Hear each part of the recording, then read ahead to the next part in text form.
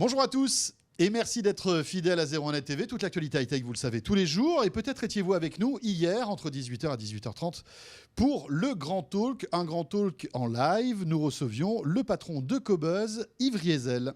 Et dans un marché de la musique numérique de plus en plus encombré, comment un petit Français peut-il arriver à faire son trou ? Eh bien, en misant sur la qualité sonore, grâce notamment à l'audio HD.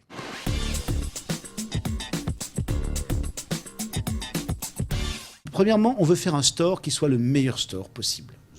Le meilleur store possible. Avoir le maximum de qualité de fichiers, avoir évidemment le catalogue le plus large avec le maximum de qualité, et pouvoir également, on essaie de donner vraiment, et ça c'est clair sur Qobuz, des éléments d'information, on recueille, on se donne un mal fou pour recueillir les livrets numériques. Il y a une part éditoriale très importante. On essaye également de faire dire aux artistes et aux acteurs de la musique des choses qu'ils ne disent pas forcément ailleurs. Ça c'est notre cœur de métier, c'est vraiment ça notre boulot. Bon, maintenant ensuite, il y a un truc extraordinaire qui se passe en ce moment, vous l'avez dit, c'est qu'il y a une montée en gamme spectaculaire de l'ensemble des appareils de reproduction sonore, que ce soit des téléphones, même des téléphones grand public. Regardez le dernier LG, regardez le HTC One, le HTC One Phablet, regardez le Sony. Donc, ces appareils, on l'a découvert, et vous sans doute aussi à l'IFA en septembre dernier, on s'aperçoit que tout d'un coup, toutes sortes d'appareils qui jouent du 24 bits sont mis sur le marché.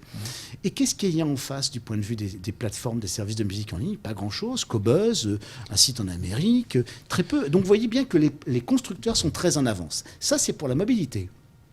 Maintenant, ce qui est remarquable actuellement, vraiment très intéressant, c'est le retour de la musique à la maison. Pendant des années, ces gens qui ont fait les services de musique en ligne ont pensé qu'on avait affaire qu'à des jeunes, toujours le super mainstream. Et donc d'ailleurs, la tarte à la crème, si vous voulez montrer une image de service de musique en ligne, on montre deux jeunes avec un casque sur la tête, en faisant bêtement des signes comme ça. Vous faites bien le jeune branché. J'essaie. Et là, pourtant, tous les jeunes de la Terre ont toujours écouté de la musique dans leur chambre. Enfin, je pense que vous avez écouté de la musique, enfin tout le monde.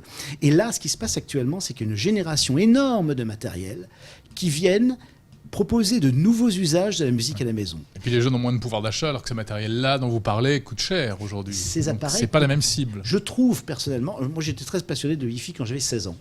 J'avais plein d'occasions de ne pas acheter des appareils dont je rêvais.